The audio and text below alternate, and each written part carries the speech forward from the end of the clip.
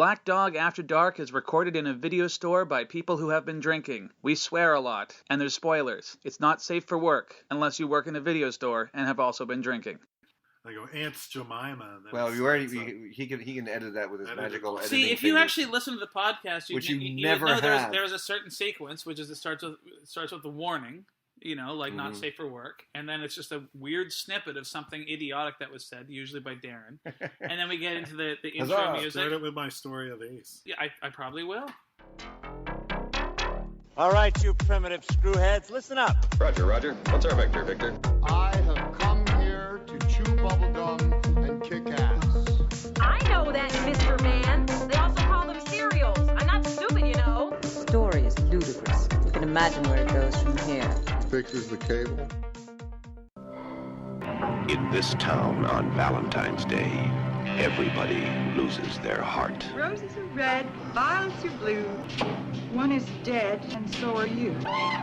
What's going on over in Valentine Bluffs? Happened once. It happened twice. Cancel the dance or it'll happen twice. In the town of Valentine Bluffs, there are many ways to die. Take your pick. My Bloody Valentine. Down on Venables, there used to be a diner that had an Orange Crush sign. I know it. Venables near Clark, yeah. And Ace, our beloved colleague, went there one time, ordered pancakes, and when they gave her the syrup, it was full of ants. What did you say? And she had the best line ever. Apparently, when she complained, she said, I ordered syrup, not Aunt's Jemima. That's pretty good. That's really pretty great. good, yeah. It is After Hours. It is Black Dog Video. That makes this Black Dog Video After Dark. And we are here to talk about a movie. A Valentine's Day movie. Yes. All you lovers and non-lovers and lovers of lovers. And non-lovers of non-lovers. Non-lovers and non-lovers. Yeah. Alex is looking particularly sharp tonight. Yes. He dressed up for the Valentine's Day. What's the occasion? There's no occasion at all. You just put on a suit for this podcast? Well, I'm not even wearing a suit. I'm just wearing dress pants and jacket. Well, for you, it's a suit. You're wearing pants? I'm wearing pants. Wow, this is an occasion. No, nothing special about my appearance tonight. I'm just not wearing a t-shirt as usual. Recorded from the dark, dank bowels. The cold, frigid, cold, putrid Let's bowels. Let's face it, the climate in here is unlike anywhere else on Earth. Anyways, let's talk about the movie at hand. Well, what do we do on this podcast, Dylan? Tell us what we do. What are we doing here tonight? What we do is we are a video store in Vancouver, Canada, and once we're closed, the three of us get together. Sometimes we have guests, sometimes we don't. Sometimes we drink beer. And we always drink beer, and we talk about movies. And it being Valentine's Day, Alex suggested My Bloody Valentine. Alex suggested My Bloody Valentine. As you know, time and time again, I say on this podcast, I'm from Nova Scotia, and this film it's shocking. Dartmouth. Shocking revelation. But yes, this film was filmed in Sydney Mines, Nova Scotia in 1980, and when I was a little kid, and it got a ton of hype locally back then. Oh, I'm sure it did, because there's not a lot of movies that are filmed in that area of the country. In Nova Scotia, especially button-pushing, super violent ones like this one. Mm-hmm. And was it a button-pushing film? What buttons would it have pushed? Well, just the usual gore buttons that are expected for horror. I have a lot of films. gore buttons in my house. Especially of the late 70s, early 80s, but that early 80s slasher cycle, and the title alone, why wouldn't it pop into my head immediately when Valentine? It was perfect for the holiday, but I also remember the hype that this film got when I was a kid. But at the same time, it employed 50% of the people in Nova Scotia. Well, in Sydney Mines, at least. Yeah. So it was like 40 people worked on the set? Did anybody watch any of the behind-the-scenes stuff? I watched a little bit of the, there's like a little thing about it. Yeah, what it meant to everybody. Like the making of? And then it turned into a promo for the new one, basically. Yeah, which I actually think I'm going to watch. It's actually pretty good. They sought out, it's called Sydney Mines? Sydney in Mines, Nova Scotia? that's right. The community was chosen specifically because it was kind of like washed out, past its prime, shithole town. The decline. On the decline. Yes. And then when they found out that they were going to be making a movie there, they cleaned everything up. And it's still kind of crappy. It still looked terrible despite the paint job. But it's kind of funny that they're like, we're going to be in a movie. Yeah. And then the director's like, no, we chose you because you're awful. Yeah, it's pretty exciting for them though. They have to like think about it in a small town. Like that'll never happen again there. And it's a big deal. Especially not after they defy the expectations of the director and repaint themselves. Yeah, but Alex, nightmare. you've seen this before. Yeah, I saw it some point in the mid '80s. It's not like certain movies. I'm like, oh yeah, when I saw it, but I just know I saw it renting it with friends at some point in the mid to late '80s when we were getting old enough to rent crazy violent movies on our own, and we did rent it. And it was the first time I saw it, and it was all because of that early hype. I'm the same way. I don't remember seeing it. I know I've seen it, but I remember little snippets of it, and I remember I watched it in the same time frame in the late '80s when in VHS. But I remember it being not as violent as I was hoping, and because apparently when I flipped on the DVD, it gives you an option of theatrical cut or extended cut. Which I went for the extended myself. Same here. Same here. Yeah, well, as one would do in a film like that. But you can tell all the stuff that was edited out because when you're watching it and there's a scene about to happen and someone's going to get killed, you can see that it's not as cleaned up as the film stock's not as cleaned up. It's like a little more run down and gritty. It changes. It's true. Yeah, the quality, yeah, exactly. But I'd watched it before, but I don't remember much about it except I found it kind of disappointing before because there wasn't as much violence as I was hoping. Yeah, I saw it sometime. I've seen it 3 times. I saw it sometime in the '80s, and then sometime in the past 15 years of working here at this shop, I rewatched it when we got it on DVD from sheer curiosity and. Is that where you got it from? Yeah, that's where I watched it. And then, this was my 3rd time. Also, when I, working at the Rio Theater in Vancouver, when we first opened, our first Valentine's Day rolled around. We first opened to the current owners in 2008. But our first Valentine's Day was 2009, February 2009 rolled around. And we had a Friday midnight double bill of Friday the 13th. Which was a Friday the 13th. Well, and then Saturday the 14th being Valentine's Day, the second film was My Bloody Valentine. Because it went into... And it wasn't Saturday the 14th? It wasn't Saturday the 14th. We went with My Bloody Valentine. And then Sunday the 15th after that. Because they're much more... Well, no, I mean the actual movie. I know. It's a silly spoof, whereas My Bloody Valentine and Friday the 13th are... Both very serious well, not so much serious, but just more no-nonsense, nitty-gritty slasher. And Dylan, you? I had heard of the movie. And, I knew it existed. And never saw it, and it made sense to watch this for the Valentine's episode. If I'm being completely honest. Well, we wouldn't want anything but a lot of surprises. I didn't know it was Canadian, right? Especially because we have done Black Christmas. Mm-hmm. Of Unknown Origin. Which just dropped this afternoon. Yes. This afternoon being, I don't know what the date is today, 20th, 29th? What is the date? 29th. 29th of several days January. but it was a, what they call or rather what you guys called a tax shelter film. Yeah, that's what they're called. Yeah, I'm not sure. We call them. It's what they're afraid. No, Pierre Trudeau, to stimulate under Trudeau's... Pierre Trudeau? Yeah, under Trudeau's leadership in the 1970s, the tax shelter system was set up. I can't explain it all. Garth Drabinsky, who's a major film theater mogul who later went to jail many years later. With his partner, Wayne. No. Wayne Gretzky? Later served time in jail. They cooked up the Canadian tax shelter scheme. You'd have to look into the... Is it? Sorry. Yeah. Is it called that?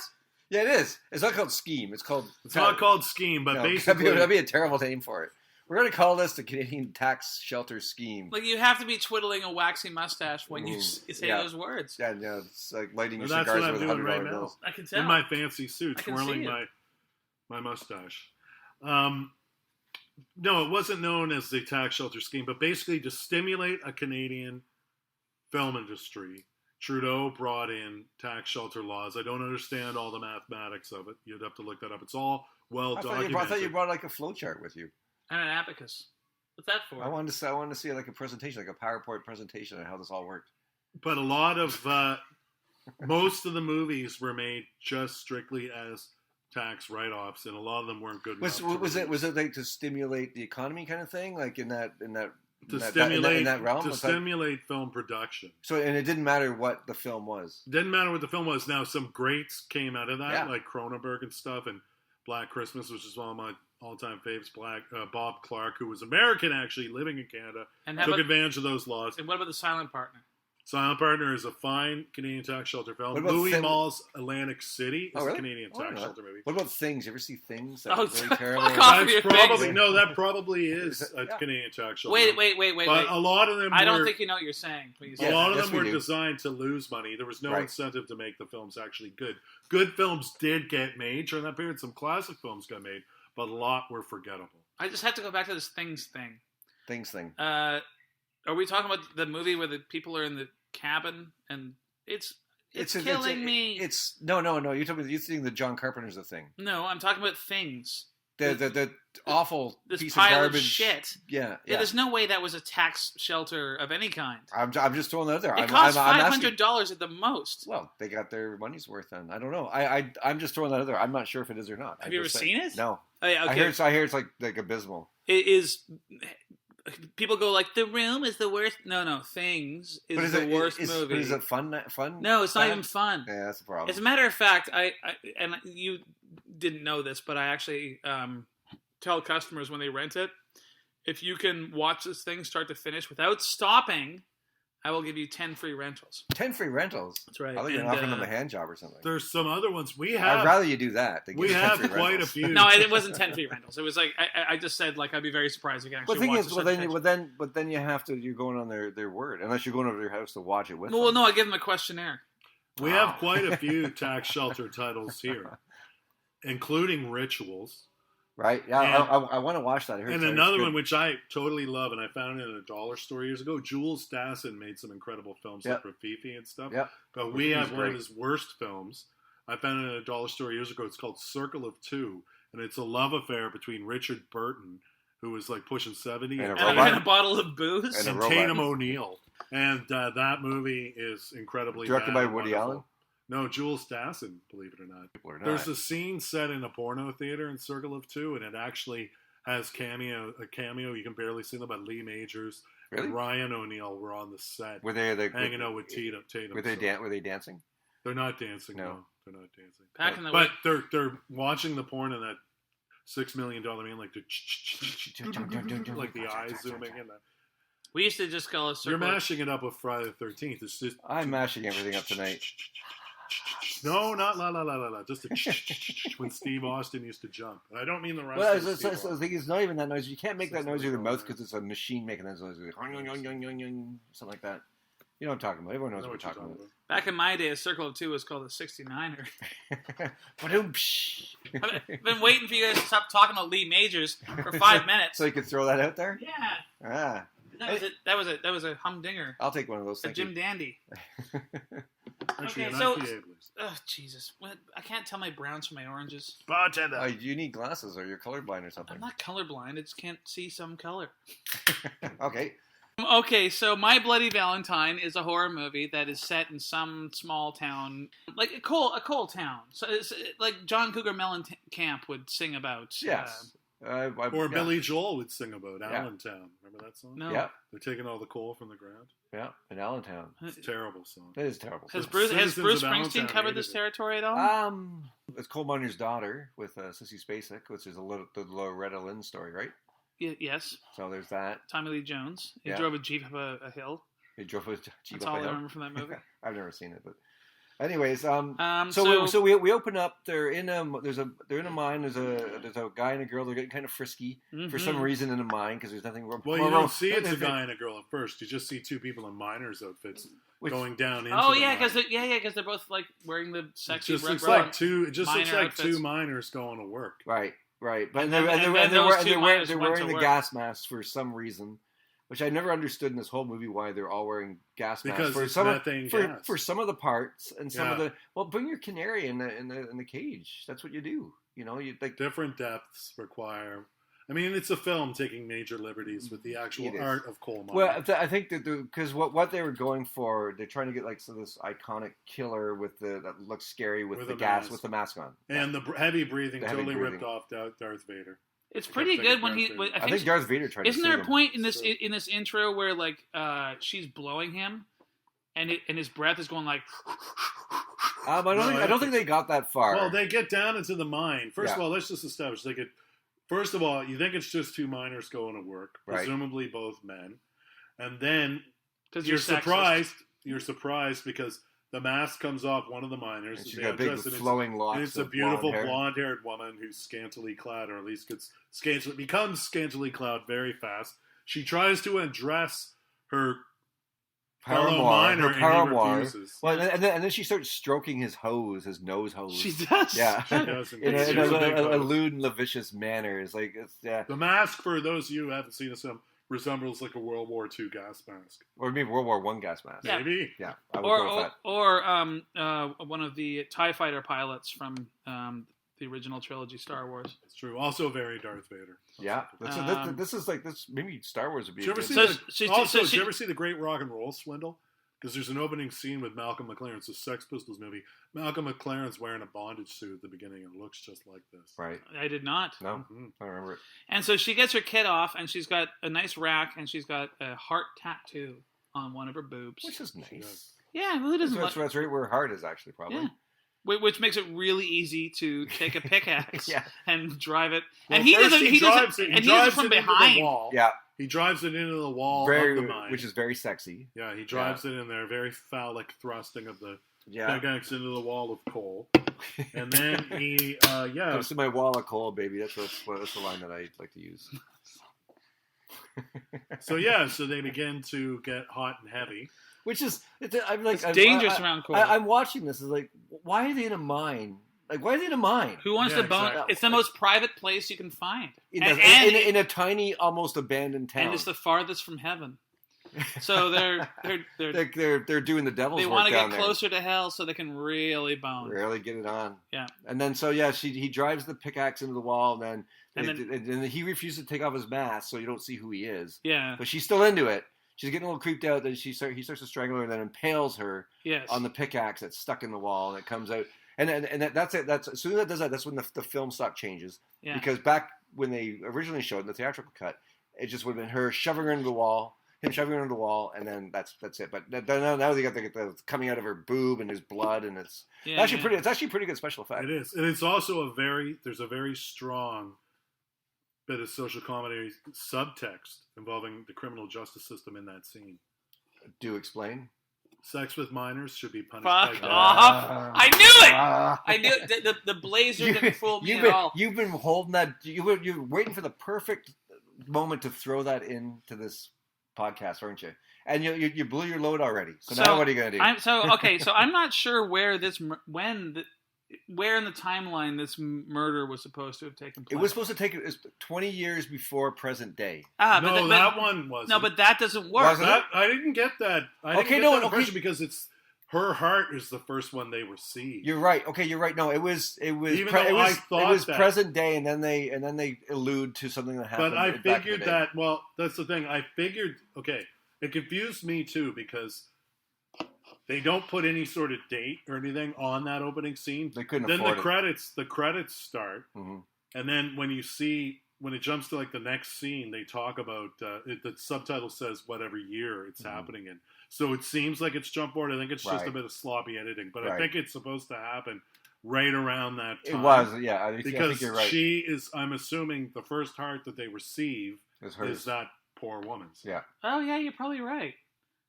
Yeah, because like up to that point, no one else had been killed, like on screen anyway. So I assumed it meant it happened 20 years before or whatever. But because the thing is, almost all movies of this ilk start out like that. Something happened, and then you leap forward in time. Yeah. So this one took place not when. This was This was like the Thursday before Valentine's Day. Basically. Okay, so. They should have said like 3 days later in the date. Yeah, well, they didn't. Left us all confused. Yeah, it's all baffled. Confused. I didn't make that connection. No, but wait a minute. But the thing is, it's kind of a letdown because when they're above ground, they can't stop reminding you of how many days before Valentine's. Well, because it keeps flashing up on the screen. Because the first one's like February 12th, 2 days before Valentine's Day. And then it was Friday the 13th. It actually was the Friday was the Friday the 13th, the day before Valentine's Day. So it was Thursday the 12th? Thursday the 12th, Friday the 13th, and Valentine's Day was on a Saturday. Oh, that's pretty smart. Yeah. So it's some shithole town called like Valentine's Grove or something. Valentine's Bluff. Valentine's Bluff. What does that mean? What does that mean? Valentine's Bluff. Okay, so by the way, what are the odds that a place called Valentine's Bluff had a horrible mining accident on Valentine's Day 20 years ago, and then also a murderer? I mean, it's I'd say 100%.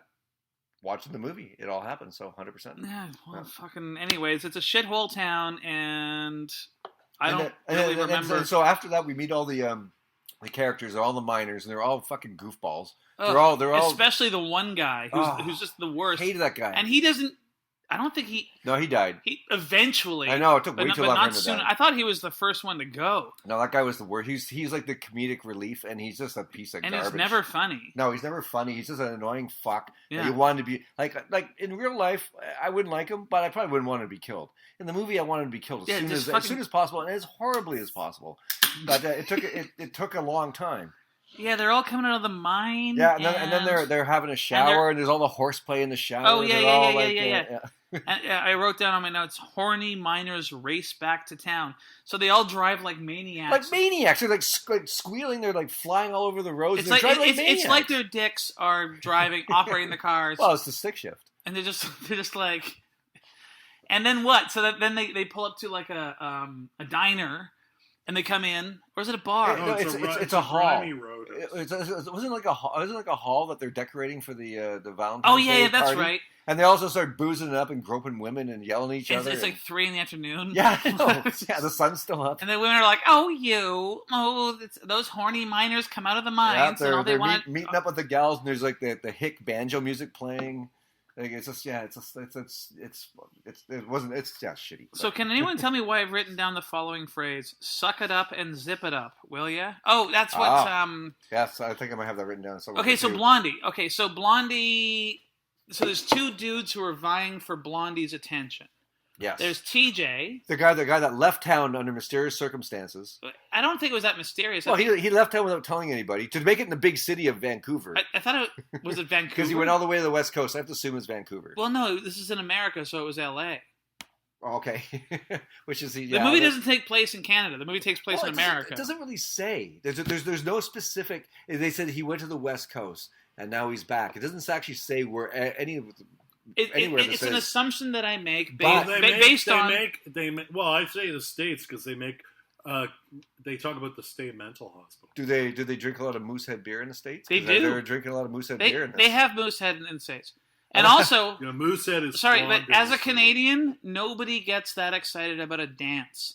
No, humans don't get excited. No, Americans go batshit over dances. Well, also, but we're talking about a place where there hasn't been a dance in 20 years. Well, there's a reason for that. There is. Yeah. And that's when Kevin Bacon comes and saves the day. That would have been great. Yeah. And then he gets his head dunked into boiling wiener water. That would have been... That was one of my favorite scenes. That would have been phenomenal. But...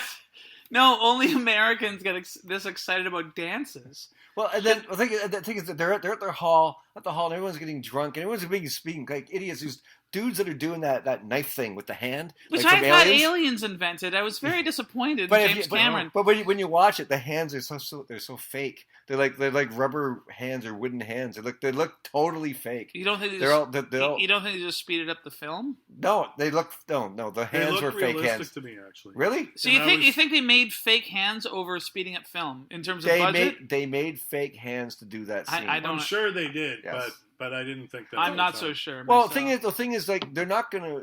It'd be more expensive, even if they did it slowly and hired stunt guys, which would cost more.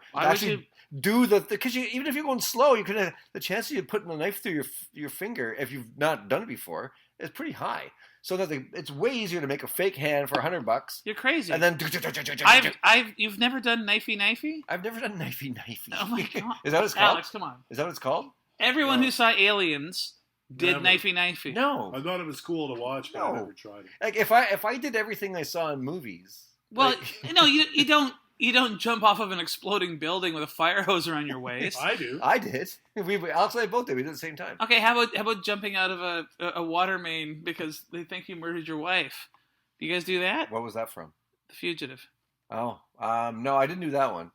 Knifey is like you put your hand down and you just take a knife and go between your fingers. I know what it is, but I would never do that. What I'm saying is, what you do if you're given the choice as a director on a budget, which we've established this movie was on, you're going to make fake hands. No, use a real hand, and then you go very slow between the fingers, and then you speed up the film. But you can tell if the film's sped up because it looks fake. Apparently not. No, because they didn't do that. They made fake hands, and they just. I don't think they made fake hands. They were totally fake hands. You're crazy. No, well, I may be crazy, but I know that this is what I'm saying. Did you look it up? No, I watched the movie. And because they kept showing it, and every time they show it, the hand looked faker and faker. It got faker with every subsequent probably viewing? because they're under the hot lights, and they're melting. They're kind of melting. They're made of marzipan. Marzipan hands. That's a good name for a band. Marzipan hands would be a great name for a band. But he just kind of cuts himself. When I did it, I legitimately stabbed my hand. Well, there you go. Yeah. Well, why do you get like a fake hand to do it? All I'm saying, you should get a fake hand. Well, they weren't readily available. Well, you should have made one at home. I wish you'd been around in 1986. I would have made one for you at home, and you could put up your sleeve, and then you can do knifey as fast and as furious as you want. Anyways, so where the hell are we? Knifey. These guys are having a party. Okay, so I mean, honestly, this movie boils down to a bunch of assholes who decide to have a party and they all get murdered. We meet all the idiots, and they're all idiots. Like there isn't really anybody that's likable or relatable in the whole movie. The one person I like the cop a lot. Sir Cop-a-lot. Sir Cop-a-lot. I don't know why I said that. Oh, remember, George H.W. By the way, I'm a little punch drunk tonight. So the lead character TJ, I don't know what the actor's name was, but I kept thinking Robbie Robertson. Me too. As soon as I saw him, that's like looks like Robbie Robertson. There's like a little Robbie Robertson knockoff. So yeah, he's a jerk because he went to the West Coast, which I think is L.A. Well, he tried to make it, and he got crushed. His dreams got crushed. And so he moved back to his shithole Rust Belt town. And he tries to pick up where he left off with the girl he just abandoned. I love that one. But and she's dating a douchebag, but that doesn't mean that TJ gets to like. No, you can't just walk back in. What are you talking about? All I did was leave for like 2 years, and not make it as a fluffer in Hollywood or whatever the fuck he was doing. Whatever his dreams were crushed. So he's got to. So everyone's an asshole, and Blondie, like she should just tell TJ, go fuck yourself. Yeah, exactly. I'm with this other douchebag here. Yeah, this other Blondie fucking prick. Yeah. Actually, was anybody even halfway decent in this movie except the cop? The only guy I kind of liked, and then I stopped like after a while, was the big dude with a crazy mustache. I kept thinking John Candy. Yeah, John Candy. Yeah, and but Cross was somebody else. He reminds me most of John Candy as those Polka brothers. I can't remember that name. The Schmengi brothers. Schmengis. Yeah, that's him. That guy's cabbage rolls and coffee. That guy's also in a really bad another Canadian tax shelter movie called Hog Wild. It is dreadful. Oh, I'm sure it is. And it's a biker gang film from about 1980 or so. Same year, but he's in it. Yeah, it's a terrible, really bad, not funny. Yeah, like of all the characters in this movie, which all of them were pretty dreadful. He was maybe because he was the least obnoxious of everybody. Like I think you're supposed to sort of identify with TJ. Sure. But he goes on his wild character swings. Sometimes he's a nice guy, and next time he's picking fights for no reason. It's true. Yeah, he got on my nerves. My favorite guy was the Doomsday bartender. I love that guy. That's kind of like the kind of thing. Kind of like everything that Large Marge is making fun of in Pee-wee's Big Adventure. That's this guy. Yeah, the thing is, every scary storyteller. And the thing is that's the only thing he had to say in the whole movie was doom and gloom about how you're all going to die. Like, how would anyone even go to his bar? I know, he's always so mad. Are you kidding? I also want to know how. That's the only bar I would go to. A brutal crime spree that took place only 20 years before in a town of about 300 people is dismissed as a legend. Yeah, I know, a legend. The legend that nobody's ever heard of. Like, of course, if you live in that town, that's all anybody talks about. That's not even it's like maybe a generation and a half. Yeah. Or less. There was like, what does he know? The bad guy at the center of this, by the way, Harry Warden, I don't know about you guys, but I kept thinking of a big, nasty, hairy prison warden. Every time I heard Harry Warden. And the way you're making your hands move at crotch level, when you say... With your Harry Warden? At your crotch level? No. Keep your Harry Warden to yourself. It's a Harry Rhymer. It's not even funny. Delete that. So anyway, we established everyone's a jerk, Everyone's a jerk. And then we cut to the cop and the mayor who are buddies, and they hang out. Guys, it's a small town; they're probably good friends. Yeah. And the mayor gets a box of a heart-shaped box of candy or something like a package, and like I'm just like, I wonder what's in there. And he has a really funny line, and he's driving in the truck with the guy. He looks at me, he says, "The only thing I like better than Christmas candy is Valentine's candy." like what grown man even likes candy anyway? And never mind that. Clearly, Halloween candy is the best. Yeah, this guy's got all his candies like in a bundle. Out of order. Yeah, out of order. And furthermore, like, dude, terrible. just like, who waits an hour and a half to open a box of candy? As soon as it gets you open it up right there. You don't wait to get in the truck. And you're driving home. You're like, well, you're driving. No, and the way he leads up to it, he's like, "This sure means a lot to me. I've had such a bad day. Oh, the only thing I like more than Christmas I'm candy. saving up for just the right moment to open this heart-shaped box. Valentine's Day candy. Because I know it's gonna shape my future for happiness and wealth. It's like, dude, just fuck it. I know there's I guess there was gonna be an internal organ or a finger. Well, it'd have to be a heart. Because it's Valentine's Day. It's all about hearts. And it was a heart, right? It was a heart. It was her heart from the beginning. Oh, right. That's what we established. So how come there's no talk about this missing girl? Well, there was. There was. Well, here's the thing. I didn't notice talk about her, and so that's why through most of the movie, I assumed it was a killing committed years earlier, even though the woman was totally styled to look like an 80s woman. Was the old crusty bartender guy? Did he talk about her? He didn't talk about it. No, yeah, I've got like, hey, there's an old man talking, telling stories of the cursed town that everybody already knows. That's kind of what Vancouver was like in the 90s, though. Anymore.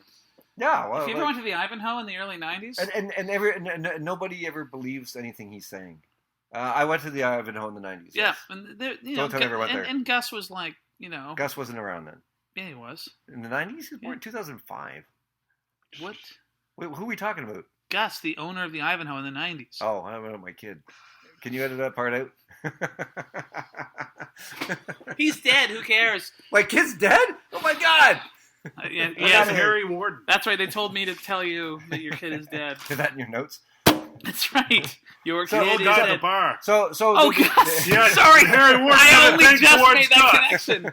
I try not to tell I try and leave personal information out of the podcast. I don't want. Yeah, it's because you never know. Like one of our 12 listeners might be a total psychopath. Yeah. Like writing down information. When are we gonna have Gus? Kid's on the name podcast? Gus. We're working on it.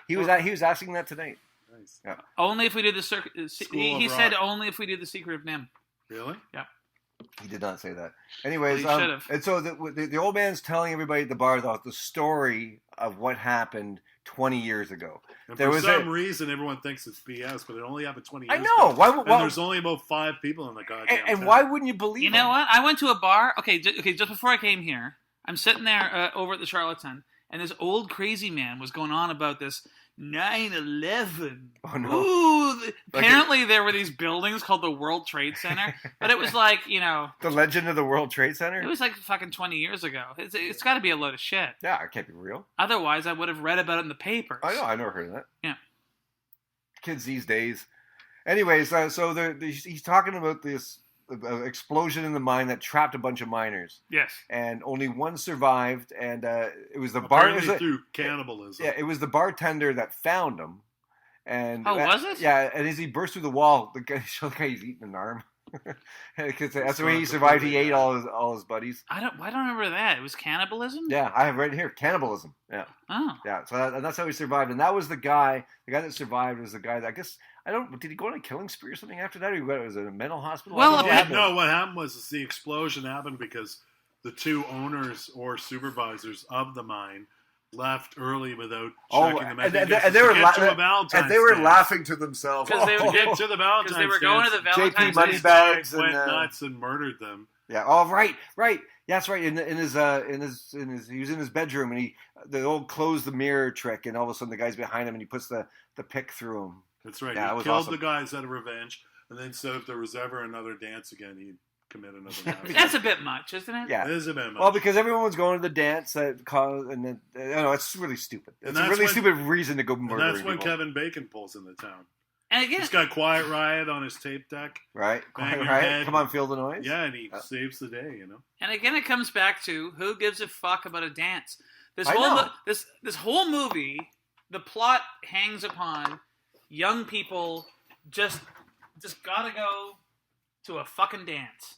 Like, okay, like in my high school, only losers went to the dance. I went to the dance. Well, you know, I went to. Everyone went to the dance. It was the only chance you got to get close to a girl. Yeah, but you guys grew up in hick towns, right? God, yeah, my town was smaller. It was like 80,000 people. I wouldn't say hick. Okay. Dartmouth has hick like anything. It was a redneck kind of place. Hillbilly then. It was it was a working class town. Wait, so this is like a Banjo thing? music was piped around the town all the time. Okay, I guess if you're milking the cow all day. My hometown is the setting for Trailer Park Boys. How can you call that hick? It's not hick. It's that documentary, Trailer Park Boys. It actually is. I see all these movies where it's like, "Are you going to the dance? We're going to the dance. The sock hop." And I'm just like, this is a remnant from the '60s. Like nobody goes to the dance. Yeah, they did. I went to I was in high school and stuff in the '70s. I went to all those dances. But you don't build a social order in a town around a dance. That's all they have. This movie celebration.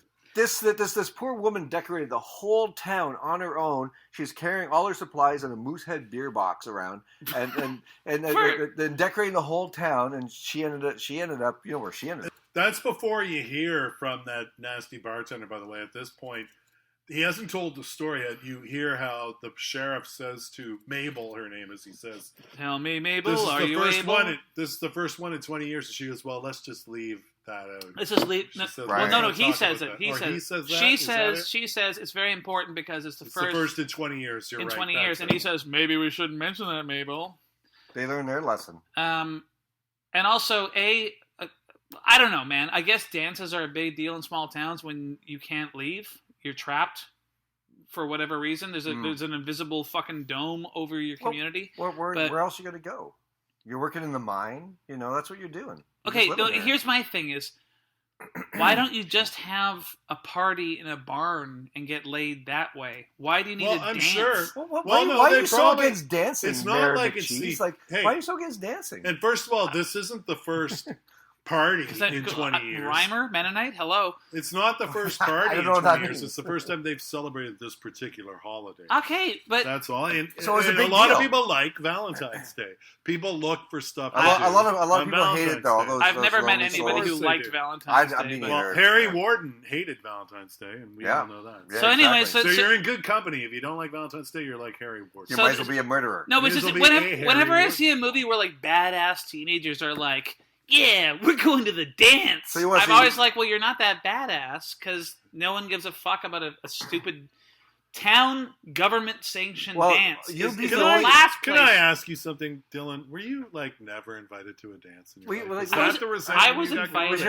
Were your hopes and dreams crushed when you were like a 13-year-old boy? But you weren't prom. Yeah, but it had nothing to do with dancing. And Kim Campbell turned you down. I was 16 when Kim Campbell turned me down. When she was not re-elected Prime Minister of Canada. When you took her all the way down into a mine shaft. She was so sexy on that McLean's cover where she was naked with the... Oh, with the flag? That has got to be the worst political decision in Canadian history. Was that an actual thing? Oh, yeah, the cover of McLean's. Kim Campbell, shirtless. Oh, my God. No. But she was holding, like, a suit on a hook, like, over her shoulder and kind of looking coy. Brutal. And it said, Kim Campbell, Canada's Madonna. Really? Really. Holy You can look this up. You don't remember this? No, I don't. That's second only next to poor Robert Stanfield missing the football. What's that? That photo. He lost to Trudeau because of that photo. He couldn't catch a football? Couldn't kick a football. It's a really tragic moment in Canadian politics. Since we're on the topic of a Nova Scotia set film, Robert Stanfield, Conservative leader against Trudeau, and who actually had a good shot of dethroning Trudeau in the second time Trudeau ran. Before the election, he was photographed catching a football several times. And one time he fumbled it. It was a really awful pose. Everyone ignored the photo where he was catching it, and they would not stop publishing him fumbling a football. And It had nothing to do with the man's actual character. He was brilliant. Is so cruel. He was brilliant, and he could have done the job, but they picked this one really. Well, I'm not going to vote for that photo. guy. He can't catch a football. His wife didn't even fuck Mick Jagger. I heard Joe Clark asked about it on CBC Radio about like around 2000 or something, and he flew off the handle and did not want to talk about that photo. Oh, He was fuck so Joe offended. Clark. Well, But have you ever seen Joe Clark exhibit any human traits? No, he's a robot. I swear he's to a robot that has mittens he's tied a to his robot wrist. turtle. Like he's like Mitch McConnell. Not true. He wept at Pierre Trudeau's funeral. Those are fake tears. Justin gave a really nice speech that reflected on how Pierre stood up for. But to Joe get Clark. back to this McLean. Oh, yeah, right. No, this McLean's cover of Kim Campbell. Oh, I thought we were getting back to the movie. Like, would they do that with Mulrooney? Have him naked? Or like They did. or Paul Martin? They did, and that was the Actually, worst. every prime minister. Have them naked on. Have you been to the House of Commons? No. There's a room in the basement. It's a sauna room. It'll make you sick. That was the worst because he too was. He was switches from the trees out And back. you have to look. If you go in, you have to look at them all. Your eyes are Diefenbaker, Johnny No, McDonald. seriously, it was the worst. He too was shirtless. Their corpses are down there naked. Brian Mulroney was shirtless on the cover, suit over shoulder. Candace Fabio. It was the worst. Oh wow, Candace Fabio because of the hair. I wouldn't go Fabio. Because those locks, those flowing I'd locks. go Canada's Jay Leno, maybe. Yes, yeah, with the chin. Oh, thing. remember those jokes about Mulroney? Oh, they named a town after Moose Jaw. Anyways, okay, so so we're back at the. So we haven't even gotten to Mabel in the dryer yet. No, well, the next thing which I found was really funny is the hick dudes are in like a junkyard and they're cooking food on an engine on the block. radiator. On the radiator. They do like prison. Yeah. They're like, and they do radiator eggs. And I love radiator eggs. And all I wrote is these people are hicks. They're total hicks. Now, I got hicks cooking cooking food on a car engine. This I got a total post-apocalyptic vibe from. It was like a scene from a Mad Max movie or something, like eating and cooking in a. Yeah, but it didn't need to be. Oh, I know it did. But as this is happening, this is when place. Mabel is being killed in her dry or She's washing. running her laundromat. Yeah, that's it. A Yeah. dry cleaning washing. At store. first, someone they leave hearts for her. First, that candy. It was a little candy heart-shaped box. box. Yeah. But it was full of actual candy, wasn't it? Did she get Was candy? It was filled with candy, but it had a nasty note. Right. Oh, like I'm going to kill you, or something like that. Oh, I'm standing right behind you. no, because it was the note was like Roses are red. yeah, Violets violet. are blue. One is dead, and so are you. Ah, here's my ice pick, And then she freaks out, or my mining and pick. I don't know how you murder someone in a laundromat at Well, like 7 I- p.m. Well, he kills her with a pick and then sticks her in the dryer. Which was awesome, actually. When they would, and then she's in the dryer all night long. Right. Which how many is he? So coming, we're on the same page. Is the killer coming back every hour to pump more quarters into the Or machines? was it one of those machines that was a fire hazard where you could put in like 100 quarters and just keep cranking it and it would just go and go and go? But there were a bunch of other machines that were also spinning as when people were coming in doing their and laundry. or maybe it was other parts of Mabel or maybe it was like her daughter and her granddaughter. Her dog. But the thing is, if someone's coming in to do their laundry while Mabel's in the dryer, when you hear this, because the stench, the stench of burning flesh. No, that's how overlooked she was in the community. But she put her heart and soul into decorating this whole city. Literally. Her heart. But yeah, but when dude opens up the dryer and she falls out, and that was a great effect. They did a great job with the makeups because it looked really fucking gross. All burnt up and melted. And shit. Shit. Melted and it looked really awful. The most effective though part was the CGI. I thought it was CGI. Well, there's no CGI. The ring around the collar. Oh yeah. Ring around the which collar. is absolutely the worst horrifying thing that could happen. Oh my god, yeah. That is Ancient Chinese Secret. Is that that commercial? Remember that one? Yeah. No, I'm trying to remember Ring Around the Collar. I was quite young for that though. Anyways, whatever. I'm sure Mabel smelled great. What are you doing down there? Because of the dryer sheets. Static clang. When the cops came in and they got electrocuted, like static clang on your parts. I think they threw some of those dryer sheets in there so they wouldn't get the static clang. The cob also got reprimanded because he missed the rinse cycle again. Again. But I really like that scene when that was Mabel awesome. didn't have it coming though. And this is the first time it's the only murder. Sorry. No, I was gonna say this is the first time I said to myself, "Man, that's a really terrible cop." He's wandering around in there. He's pulling her out. He's grabbing things. He has no gloves on. And he's sticking his hands in goo. He's like doing everything a cop should not do. Mm-hmm. And he does that every time someone's killed. He's the worst cop I think I've ever seen in a movie. I was going to say it's the only time someone got murdered in that movie where I actually felt bad. Wow, it was everyone else who got murdered, you want them got to murdered, I didn't give a shit. No, but Mabel, I'm like, oh, poor Mabel. She didn't have it coming. No, well, yes, she did. She was organizing the whole thing. What goo is the cop putting his hand into? There was goo, like goo people. Like there was like, the kind of goo that happens when you stick a corpse in a dryer. I think he grabbed her and he like moving her around. Oh, they didn't have a budget for latex gloves. They couldn't afford the gloves. So it's just like, just grab a corpse. Yeah, but I really like that scene. I thought it was really, really well done. Yeah, for what this movie was, when they came to the kills, I thought they were pretty awesome. Actually. Yeah, the kills were pretty good. Yeah. Mabel sends. And I have a sentence here that says everyone plays harmonica when they're at the scene where they're cooking the meat on the food on the radiator. Everyone pulls out harmonicas and start playing. Do they really? Yeah, there's like 2 or 3 guys playing harmonicas. I guess budget. There were no guitars. Couldn't afford a guitar. You're from Nova Scotia, Alex. Have you ever eaten food off a radiator and played harmonica while you're doing it? He's not going to justify that. Oh my God, you're so proud right now with your arms crossed and your lips all pursed. You just will not answer that question because it's beneath you.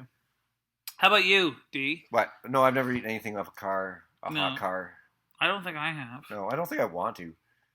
Well, why would you? It'd be gross. I don't understand. It tastes like why don't you just fry an egg on a stove? Yeah.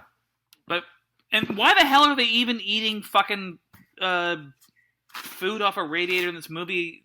I don't know. I didn't keep very good notes on this one. I just put radiator eggs, but I hate eggs. Another good name for a bed. I don't even like eggs in a good restaurant. Never mind off a fucking radiator. Eggs. I eat them like 4 or 5 times a week. They're so gross. I love eggs. Character motivation is completely lacking throughout this. There is no character motivation. There's no plot. There's nothing. Also, too, the cop, after he finds Mabel's fried body, he's saying they have to lie about all the circumstances and stuff. It's like, no, if your town of 300 has a killer on the loose, or your town of 3,000... You let that news get out. There's always we don't want to panic. Yeah, exactly. We're going to cancel the dance and not tell anybody why. And that, okay, at so first, like in they Jaws... don't even say cancel the dance. They're just like, a panic will get out. But then they slowly decide to. In Jaws and Piranha 2, The Spawning... directed by James Cameron. I would say that they're both equally as good. Okay. Both have plots that hinge upon the mayor going, do you have any idea how much money this... Yeah. Well, and in this, it's like, there isn't even that. It's just kind of like, but people really want to dance. Yeah. Well, although, to the town's credit, they cancel the dance like that. Yeah. Done, right? Yeah. Like, and nobody's supposed to have a party. The law is laid down. Nothing. You can't do anything. There might be a murderer. Of course, the kids... And the mustache dude with a hat that says kiss my ass on it for some reason... they all organize, let's go to the mines and have a party. No, he says specifically, let's go to my father's mine. Because he's like the son. Right. You think if your dad owned the mine, you wouldn't have to be a miner? Like, you could just... Yeah, exactly. You could just you'd be an executive. Yeah. You'd be up in there. You don't have to go down there and get all let's dirty. Go to my father's mine. Get the black lung or whatever it's called. So they go to the mine, and so they don't actually go into the mine at first. They go to, like, some kind of cafeteria that they have... I don't know. It's some kind of fucking... The teenager's like, we'll show you, town. We're going to go to the very place where the murderer said he lives. And they've got a rec room. At this point, everyone's thinking it's Harry Warden from back in the days. Harry Knowles, yeah. And Harry Reams. Harry Balls, whatever. Anyways, They think it's Harry. And so the cops call... he's supposed to be in an institution. And the cops call the institution to verify that he's there. And nobody knows anything. I don't know. They're looking through the records. They have no records of who's staying. Why would you keep records in the 80s? In an institution. He's been there for 20 years and you don't know he's there? Like, what the fuck? How does even... That's not even possible. Yeah, and he was dead anyway. Was he? Well, spoiler alert, he had actually died 5 years earlier. Right. They don't know much. So the murderer was not actually... Nobody watching a movie like this expects the murderer to be that guy. I didn't anyway. Obviously it isn't him. So they get out there to what appears to be a like a rec room or whatever, and they can't stop saying the word party. They come in. Oh, I know. Party! Woo! Yeah, and I can't remember which woman it was. She's wearing a very sexy dress, and she goes, "I may not even get out of here alive because like the guys are like wolves at the door." Which Cynthia Dale. No, she says there's a Cynthia Dale's not in this, is she? Yes, she is. She even says, Really? Yeah, it's Cynthia Dale is the brunette. Oh, really? Isn't she married to Peter Mansbridge now, or is that Jennifer Dale? I think it's Jennifer Dale. I think the Dale Sisters of Canada. Yes, the Dale Sisters of Canada. She goes. Jennifer Dale was very the Tilly Sisters of Canada, the Dales. She goes. It's cut down here and slit up here. Yeah. Well, I might not even get it alive. Well, that's a really good line for a slasher flick. But she's also referring to, like, she obviously it's like foreshadowing, but it's also she's referring to just the horrible men that may, I don't know, defile her or do whatever they want. She can't wait. And she can't say no to either of these two guys. She's like into both of them at the same time. That wasn't her though. Was that her? No. It was the brunette who was like, it's slit down here. Cynthia Dale. Right. It's not the woman being fought over by TJ and Axel. Oh, okay, I'm sorry. Well, and that subplot is so unnecessary and lame. It never amounts to anything. Does she hook up with TJ in the end?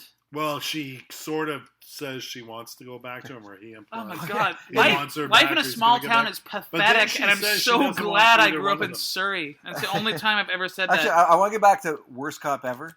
When I just noticed in my notes here, when he's investigating, when he finds the woman in the dryer, and they're investigating, he like lights up a cigar in the crime scene.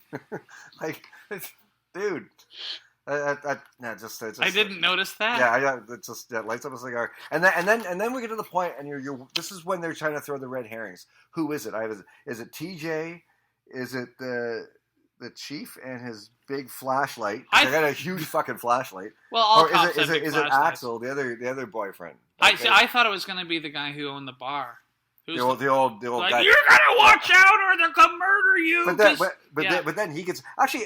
There's a scene in the bar where they're sitting there having drinks, and on the wall in the background is pictures of like naked women.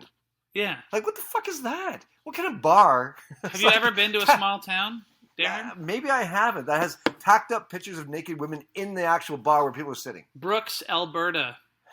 The bar is called the Zoo. Oh God! And you will see plenty. This is. So it's a thing. I just wasn't like, but to me that's just bizarre. Mm. Really? By the way, I have a memory from elementary school. Uh-oh. And one of my older sisters, Joan, and her friends. My mom's name's Joan. Made a zombie film when they were in junior high called The Zombie Comes Home for Easter. Oh, that sounds nice. And it was done on a slide projector, like it was slides, because they were in junior high when they made it. That's kind of a cool idea. For a school idea. project, and we watched it on slides in my living room, and I remember them discussing how the original title for the film, which became Zombie Comes Home for Easter, was originally called My Bloody Easter Egg. Oh, that sounds gross. You could fit that in somewhere. We should get a T-shirt that says that. That was strange. It just came to me now. What you just said, it just came to me now. It's true, though. This is like therapy for you, isn't it? Yeah, well, it's therapy for all of us, right? Sure. Right? Yeah. Anyways, back to the movie. These teenagers go to the bar, and they're like, we're having such a good time. This is bordering on a party. Yeah. And then the bartender's like, get out of here. Don't party, you stupid kids. Or Harry Labia is going to come and fucking Harry Warden murder you. I kept expecting Donald Sutherland to show up because he's from Glace Bay. And really? Also, he played a wicked warden in that Sylvester Stallone movie. Also the wicked warden? Is it Harry Warden? I kept thinking of Harry Prison Warden played by Donald Sutherland. So let's get back to what you were trying to say. I'm just saying the actual plot is that the teenagers go to the bar and then they're kicked out by the bartender. For some reason. Well, no, because it's too much like a party. Right. Can't party here. And they're like, kids. and then Fatso Mustache. Yeah, with Kiss My Ass hat. With the Kiss My Ass hat. Was like, why don't we go to my dad's mine? Yeah, because that's the safest place we could possibly. Yeah, the original scene from the murders and all the horror that happened 20 years ago that the town's being threatened by now. Let's go there. And so they go out there, and then they come in. They're like, party, party, party. And then as soon as I had one look at this place where they're partying, I'm like, why aren't they just there every weekend? I know. Because that's totally where we would have hung out. Yeah. But then the angry bartender goes there to scare them.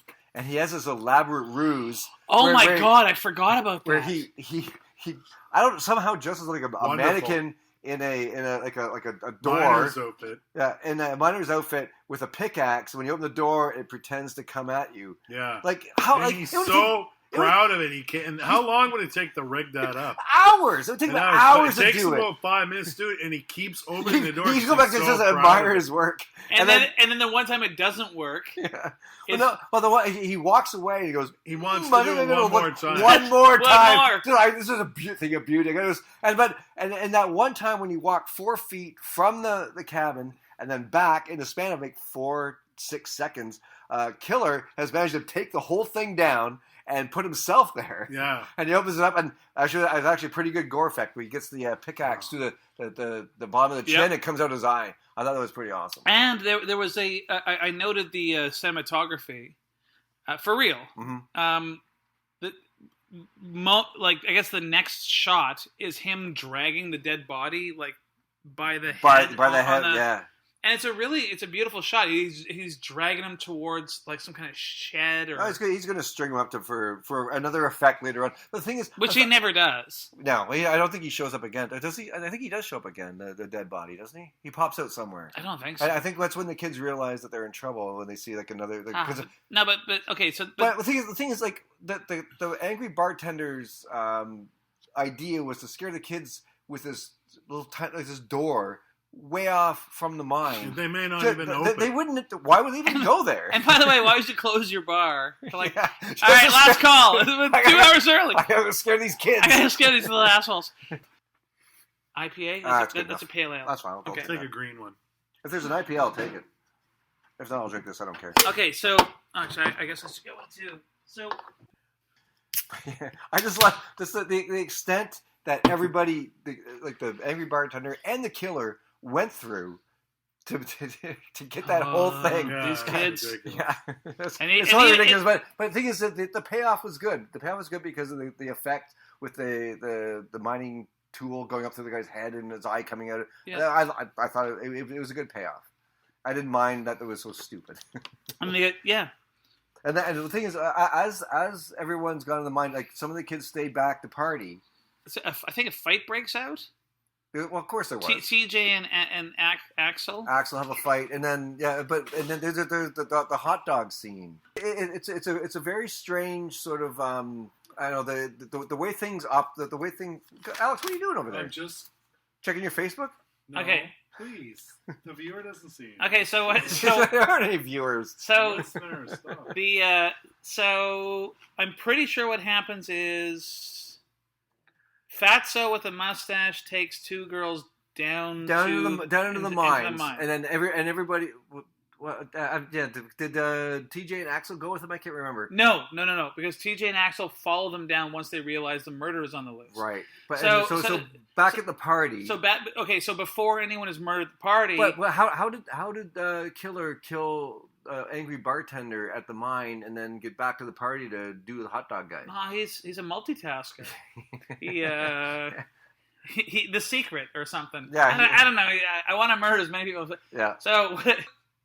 So before the teenagers get to the fucking mine, he's already killed the angry bartender. Because angry bartender, I guess, hearing that a bunch of teenagers are going to the mine, angry bartender drove in a super fast car, closed down his bar, on a Saturday night, somehow beat them there by enough hours to set up that ludicrous fucking thing, and then got murdered. Yeah, and then the teenagers show up, and they're like party, party, party. And the girls are like, we want to see the mine. Right. And mustache asshole is like, no. And it took like 3 questions before he's like, well, all right. And they go down. And then the hot dog scene happens. Which I loved. Which is my favorite scene in the whole movie. Danny walks into like for some reason there's a big vat of boiling hot dogs on the stove. Well, that's how you know it's a Canadian film. Because I'm like, it's not even like a barbecue. Like only in Canada would would a pot full of boiling wieners be a crucial plot element because everyone's walking around eating boiled wieners? I love a good hot dog as much as the next guy. But is this the first time the hot dogs have shown up in this movie? Or am I thinking of a different movie where someone showed up with a big tray of hot dogs and nobody wanted, so they set them on the ground? Am I thinking of something else? You're definitely thinking something else. Okay. Because in this, I watch a lot of things. In this, it's like they're all eating hot dogs, and then one of the victims, who's gonna die by hot dog. He's like, I'm hungry. I'm gonna go in the kitchen and get a hot dog. I think even earlier you see women, two women, like with a big old pot, and they fill it full of water, and they're like, let's boil some hot dogs. I knew the hot dogs came in earlier. And it's like, who? Come on, at the very least, bake them. I stepped away. I like a good boiled hot dog.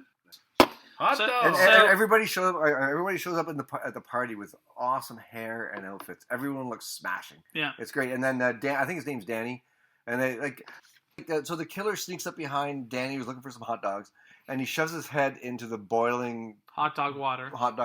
But like, how would that even, like, if someone's doing that to you, don't you just put your hands on the rim of the thing and not let your face be pushed into the hot dogs or the boiling water? Even then, like, tip the. Mm-hmm. And then another couple, which always happens in movies, they steal off. Oh, they go to Bone. They go to Bone in the creepy shower room.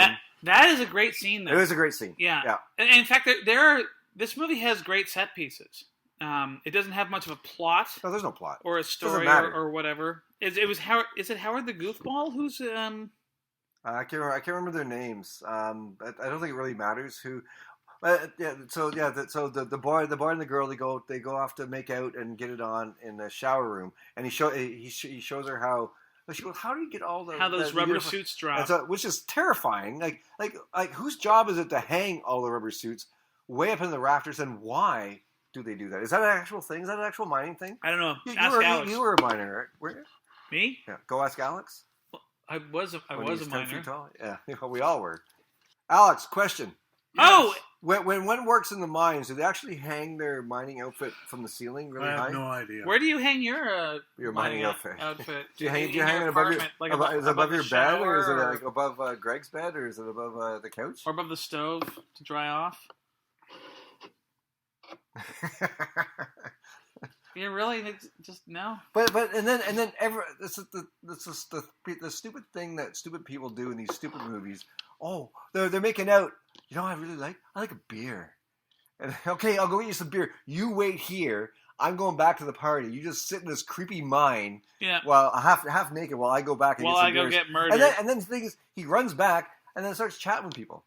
Like, he's like chat, and he's like, things are happening. No, he winds up dead. No, he doesn't. He doesn't die. No, because the murderer is chasing her through the rubber suits. I know, but the thing is, then she sees his body. No.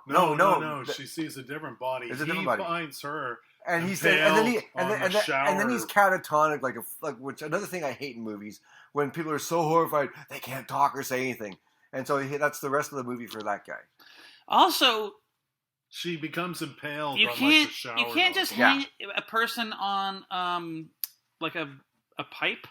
Like, you can't just hang a corpse. Well, she wasn't a corpse yet.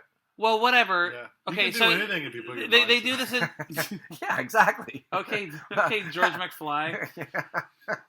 You can't... No, but you can't, like, lifting... It's always... And also the incredible strength. Well, she wasn't a very... Like, she wasn't a big woman. Like, no, but he also wasn't, like, come on. Could any of us pick up an average-sized young woman and then throw her the thing is, on a fucking on a pipe on the wall? But so he also with enough force that she hangs there. Yeah, he also carried her, like for I don't know 30 feet to get to that. Yeah, it's ridiculous. Yeah, it is ridiculous. I've never understood unless I'll believe that with Leatherface because he's like inbred and shit. But when you see who the murderer actually is in this movie, it's like, no, not that guy. Does inbreeding make you stronger? Is that what that happens? I should hope so. Well, there's going to be some upside. Well, then why have I been boning my sister? You're not that strong. And also the incredibly unfunny joke of snorting coke. I don't the remember guy's snorting pop. It's like fucking soda. He's that fucking jokester guy. And that jokester guy. Oh man, he's like the worst thing. Like between him and Jar Jar Binks, I can't think of anything I hate more in movies. Oh my god! Is that guy? And the thing is, he's not even snorting Coca-Cola. He's snorting ginger ale. So when he says snorting, it's just so fucking stupid. Anyway, it's timely because Canada Dry just had to change its logo. Because they announced today it's been sued. It says made with real ginger, and it's not. No. Yeah, I wouldn't. They have to change it today. Dylan's a bit of a ginger, so maybe a little. Are you serious? Yeah, I'm dead serious. It was a class action lawsuit. You're dead serious with ginger ale? Who would sue them over that? Well, who cares that much? I know, but just like you don't just sue them, do you? Like, is it like it's like a private lawsuit? Like, could we have? No, it's a class action lawsuit. So you're joking. I'm not joking. What were they? Hold on. Wait. How were they harmed by it being called ginger ale? It sounds like that line. They're buying it for medicinal purposes. They bought it because it advertised it was made with real ginger, and it's not. That's like that Lionel Hutz on The Simpsons, where he's like, "This is the worst case of false advertising since my lawsuit against the movie The Never-Ending Story." Are you joking about the ginger ale thing? I'm not. I guess you could call them Canada Lie. You're so full of shit, Alex. I'm not full of shit. It's real. What happened to you tonight, man? Look it up. Did you get struck by lightning or something? Why? What do you mean? You're acting all weird. Yes, you got struck by lightning. Anyways, Howard the Goofball is pretending to snort Coca-Cola, even though it's ginger ale. I mean, I don't know. This is basically a bad movie with good set pieces. That's kind of how I think of it. And also, nobody ever fights this guy. Like, everybody who encounters the murderer just gets murdered. Just gets murdered. Well, Mabel puts up a struggle. She tries to get away. Well, you don't see how Mabel dies. Well, the thing is, and you see her trying to get away. But the thing is, like, people don't know they're going to get murdered when someone's trying to murder them. Have a seat, guys. I'm stretching my legs. Me too. My bum's getting tingled. So they're going on a tour in the mine, and then the guy's a little apprehensive. The guy who owns, like the son of the mine, the guy who owns the mine, he goes, "There's no women allowed in the mine." Like, well, what was that? Why not? Like, it's bad 80s. Luck. It's not a ship. Well, it's like an albatross. It's like a ship in 1849. Anyways, so yeah, they go down into the mine. And actually, yeah, like there's no women on. I have written here, please kill Howard. Howard the Goofball. So for some reason, there's a bunch of dudes end up in the mine trying to find the other idiots who've gone down the mine, and there's a couple branch off. Of course, they're gonna have sex. They're gonna be killed, and that was the most disappointing one because it just showed aftermath. I didn't even know what even happened. They had like a screw or something through them. They're lying on top of each other, and there's like something through their tube. I don't know. I don't even remember that. Yeah, no, it was boring. But and also there's the guy in the fridge. So upstairs, back on Earth. The guy gets discovered in the fridge. And the guy whose girlfriend's just been murdered shows up and he's freaking out. He's all catatonic. Yeah, he's scared. He shows up at the exact same time as the guy's body discovered in the fridge. Whose body was in the fridge? Was that the hot dog face guy? Hot dog guy. That's right. Was his head cut off or something like that? No. He was just boiled. Yeah, boiled. And just crammed into the bottom of the fridge. That's a big fridge to cram a body, like a 180 pound guy. But somebody else was dead in the fridge before him, but I can't remember. Anyways, so they all drive back to town, and then one of them. Sorry, there's also something we forgot. What's that? Where I wrote, "Street dogs eating human flesh. Is this normal?" So there's a moment in the town. Another heart gets found. What was it? They found the guy's boiled heart in the hot dog water. Well, that's another thing. This is back in town. Yeah, on the porch of the police. Oh, the dogs were eating a heart. The dogs and the cop comes out and he's like, "Shoo, dog, shoo, get out of here!" Worst cop ever. And the ever. dogs are like eating human flesh. Again, he doesn't see this as a crime scene whatsoever. I think he just gets it in with his hands. I think he puts the heart in his pocket or something. Like he's the worst fucking cop. Well, ever. and also he doesn't shoot the dogs. that had just gotten a taste for human flesh. Yeah, exactly. Like, I'm just this is another movie altogether. You can't just have dogs drinking blood and eating people. Running around. Because then they breed and then they want to eat people. That's because they have a taste for it. Yeah. Yeah. But I guess anything goes in Nova Scotia, right, Alex? And also, nobody. He used to run around the streets eating human flesh, right, back then? Still do. Before he moved to Vancouver and got, And so that there's and so he starts killing off everybody one by one. He has like a weird big nail gun that he shoots Mustache Guy with, which is are nail guns like one shot things? I thought nail guns had a whole cartridge of. Because he's just and I've never used one. I've used a nail gun before too, and you actually maybe it was different back in 19, but you actually have to press the nail gun against whatever you're shooting the nail into. It's not like a gun; you just shoot it from like 3-4 feet away and it shoots somebody. You actually have to. There's a safety. It's movies like this that made them bring in the safety because exactly. There was copy gun nail gun killings, copycat nail gun killings, copy nail worldwide, gun, copy. They used to have it would be like a nail machine gun with a hole, and someone had to feed the nails in the side of to put all the drywall up. Again, nobody ever fights the murderer. Nope. They just go, and I get know. murdered. Everyone dies so easy in this and movie. actually, nobody runs away either. Everyone just gets murdered. Like Hot Dog Water Guy, well, admittedly the murder snuck behind him. But nobody has run away and been like, oh my god, I'm being chased. Like, this is, no wonder the murderer lives in Valentine Heights, or whatever it's called. Valentine Heights. Because this is like every 20 years. Valentine Muse. Yeah, what is it called again? Valentine Bluffs. Bluffs. Yes. Valentine, Again, I have written worst cop ever. And so, yeah, everyone's running around the mine. They're all getting picked off one by one. It's fine. You're just hoping they're going to die. And, where are we from here? Yeah, and then they for some reason they're trapped. But didn't they take like the mine cars down into the mine? Yeah, they rode him down. But why can't they just go back? Out he's fucked with them and they can't use them again. No. They climb halfway up a ladder. Yeah, that's the only way out because the mine, the train they took down. But they end up using the train after they. That's true. Yeah. It seems to apply. I think they mean the elevator up to that train. The elevator was fucked. Yeah. And so they said their only option out is to climb up this insanely tall ladder. And of course, ladder. And then one woman freaks out, and then once this is finally fucking Howard dies.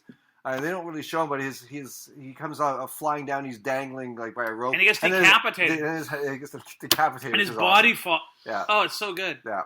That ladder scene is great. Again, a bunch of really good set pieces, and otherwise unremarkable movie. Again, when I'm watching something like this, and people just don't do, I can't go up any further. I'm afraid of heights, and they stop on the ladder, and so nobody can go past them. And I just hate that kind of shit. Yeah, you have to punch them in the box. Move, go. And so they climb all the way back down, and then realize they can just get up by jumping in the moving train car, which they should have done in the first place. Yeah. Yeah. Well. And also, there was no decapitated corpse and head at the bottom of those. No. And okay, so the murderer in question is wearing a gas mask. Where have you ever even when it's snowing and I have to wear your gas mask? You have to wear a yes.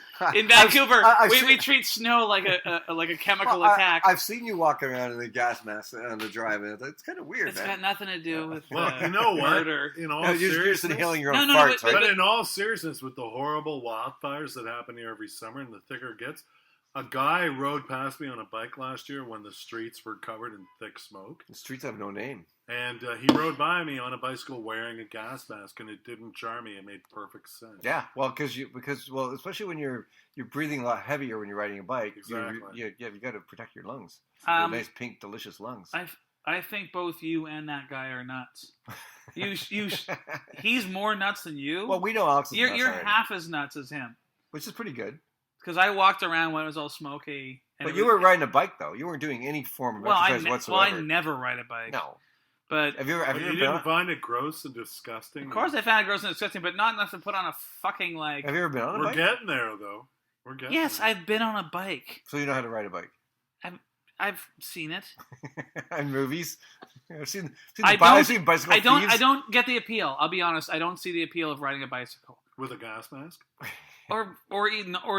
Or what about like the naked bike ride? Would you do that? Especially not. Gross. Well, maybe on a borrowed bike, someone else's seat. No.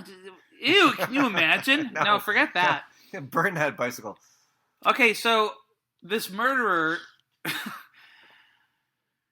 is getting an awful lot done with limited visibility. Mm-hmm.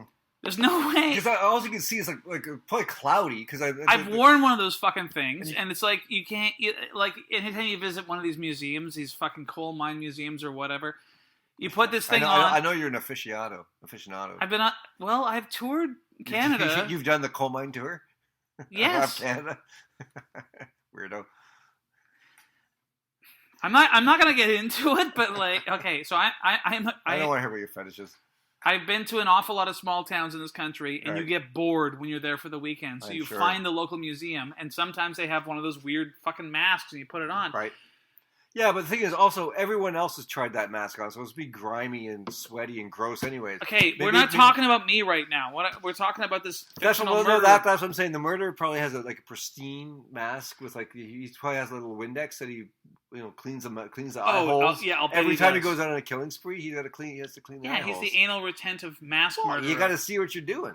That's what I'm saying. All I'm saying is you can't get very far wearing a mask like that, whether you're riding a bike or murdering people. It'd be awesome. Or hanging out in a museum. But both of these... the guy I witnessed on the bike proved you wrong. I think he traveled a lot. Well, I'm assuming, and also this movie, because he killed You saw him for what, 3 blocks? I guarantee you he was hit by a bus. No, he passed me. I saw him for 3 seconds. He passed me on a bicycle. Yeah. It'd be awesome in this movie if you saw the killer riding to the mine on a bike with his pickaxe on his back, with his mask on. And I'm caught in the background. I'm caught in the background. That would be so awesome. Wow, why didn't we make this movie? Anyways. I was 5. Anyways, so hold on. So it's to get everything done that he had to get done. It's like the Joker in The Dark Knight. You just go with it. Because if you actually boiled down the Joker's plan, because The Dark Knight takes place over 3 days, and he bombs a hospital and 2 fucking ferries and the whole thing. This guy, there's no way wearing that mask he could do anything. Basically, do anything, right? and secondly, no one takes advantage of the fact that, oh no, this murderer is coming at me. And he's wearing a mask and a breathing apparatus, so maybe I should either run away and hide because he can't see, or fuck this guy. I'm in a mine. There's probably pickaxes everywhere. Or rocks. Those are Why rocks at him. does nobody fight this guy? Until the very end when RJ or TJ or NJ. RJ. Imagine who was RJ. RJ fights him. There's a shout out to RJ. That'd be amazing. That would be amazing. So they're on. And of course, in the mine, everybody splits up. And they all get murdered. And none of it's very interesting. No. Johnny Goofball, the comedian, fucking gets decapitated.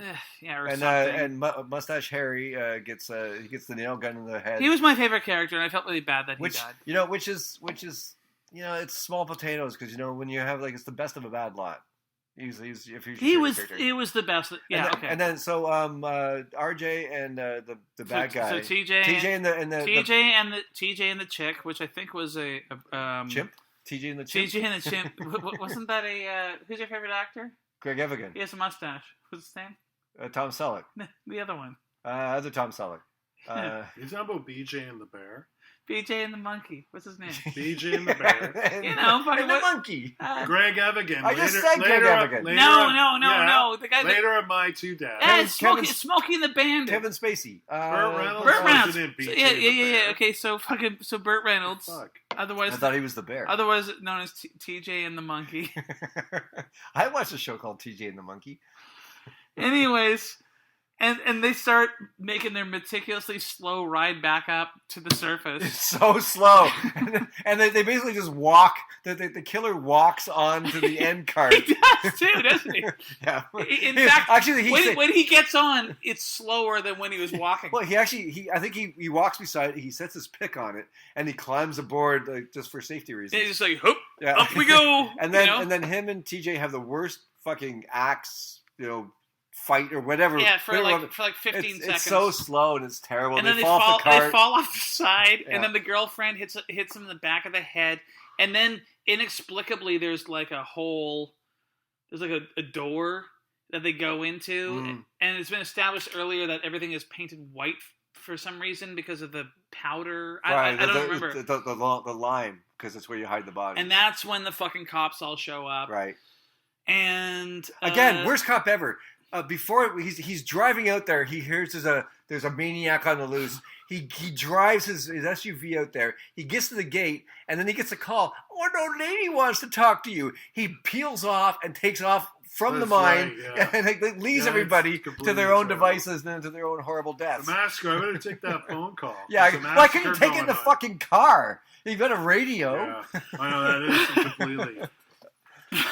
Stupid cops. And then, I remember that. And then TJ and again it comes down to a blonde.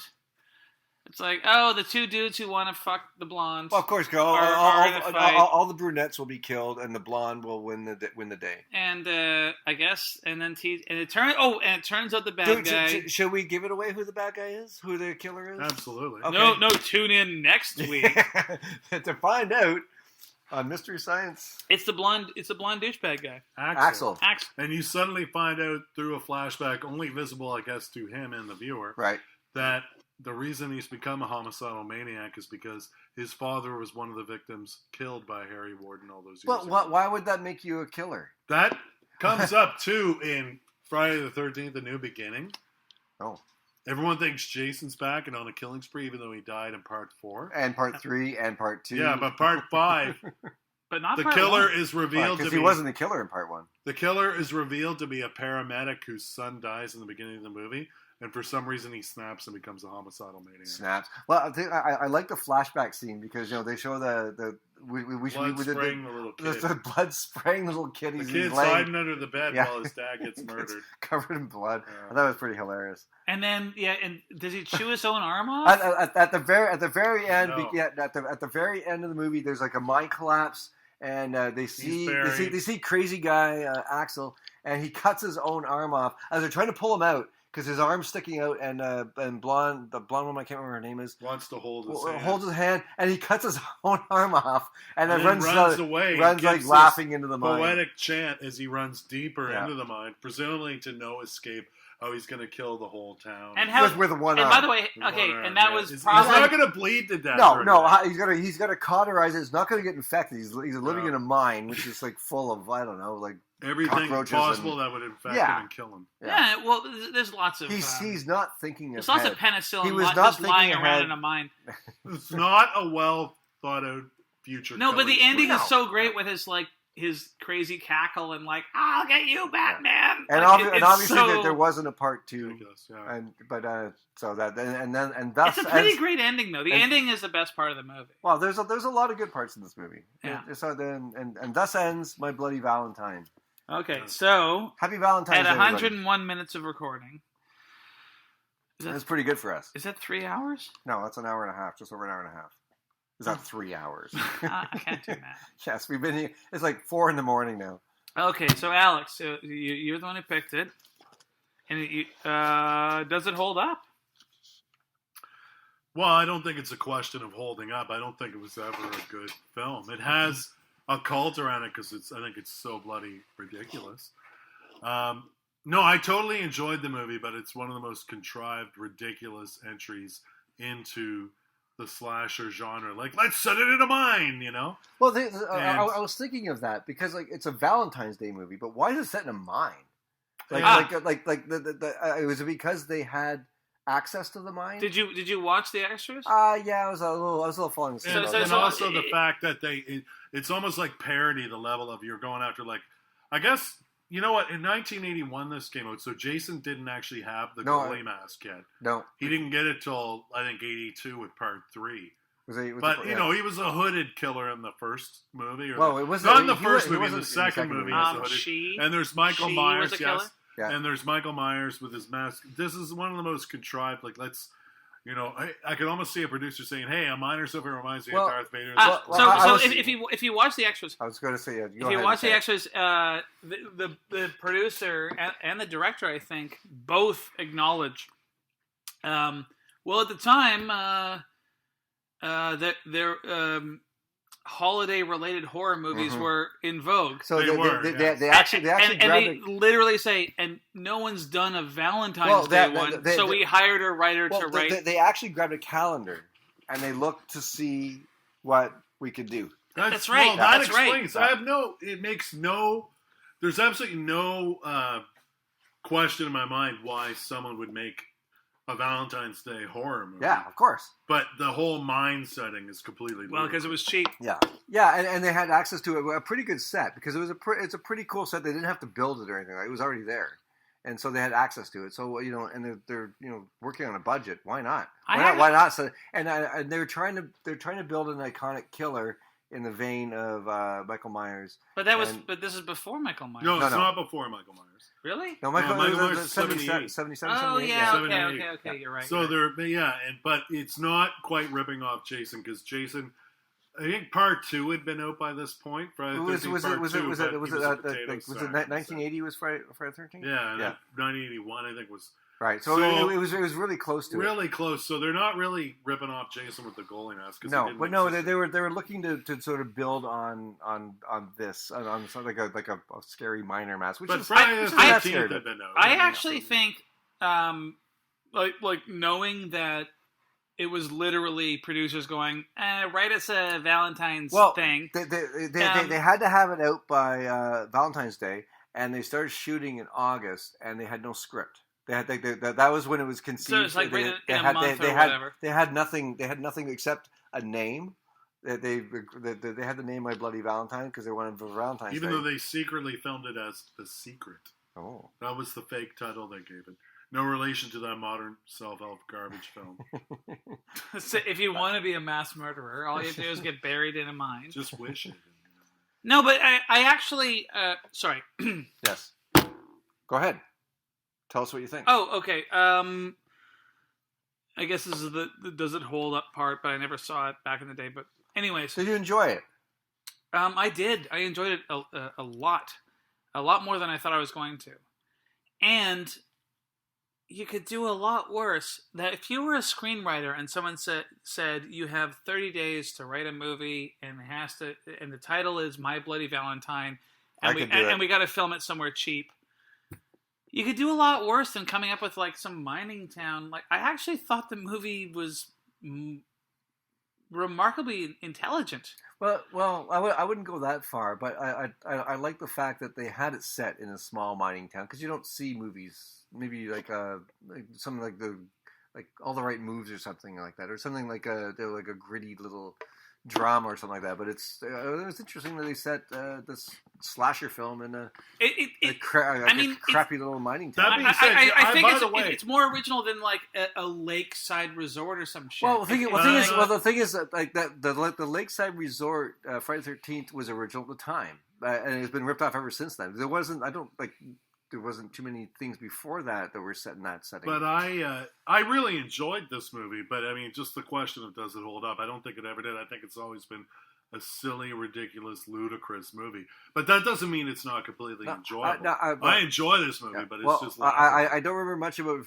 when I first watched it, but I remember being disappointed because it didn't have the levels of gore that I was looking for. Because at that time did you feel the extended cut though? Yeah, totally. It totally did. And if you're going to watch it, rent the DVD and watch the extended cut. Don't watch the theatrical cut. I didn't watch the theatrical, but I assume it's still the same one that I saw back in the day. But watch the extended cut because the actual practical effects, the gore was really good. It was really well done, and I thought it was really fun. It was fun. I enjoyed it, and I totally recommend this. I'm not a huge fan of gore. I am. But this was just the level that I like. Because it was ridiculous and creative at the same time. Yeah, when you have like a mining pick going up through the guy's chin and poking out his eye, the Yeah. woman in the dryer was the best one. Yeah. Yeah, and actually, the hot dog water Wiener one. Boy was pretty good. No, there's a lot of good, creative, interesting kill. When you're watching a movie like this, and when you're saying, "I want to see some good kills," it sounds like a weird thing to say. No, but these are when you're watching a movie like this, it's an expectation you want them. And like I don't know, I thought bless you. Thank you. 2 movies now that Alex has picked by the same director and both holiday themed. What was not the same director? What are you talking about? Black Christmas? No, he didn't direct this. No, movie. the Bob Clark. The great Bob Clark. No, the great Bob Clark directed Black Christmas. I always thought you're thinking of Porky's. I'm always thinking of Porky's. Well, he did direct that. Okay, well, forgive me. I thought that this was the same director. My point is that I like this movie for the same reasons that I like Black Christmas.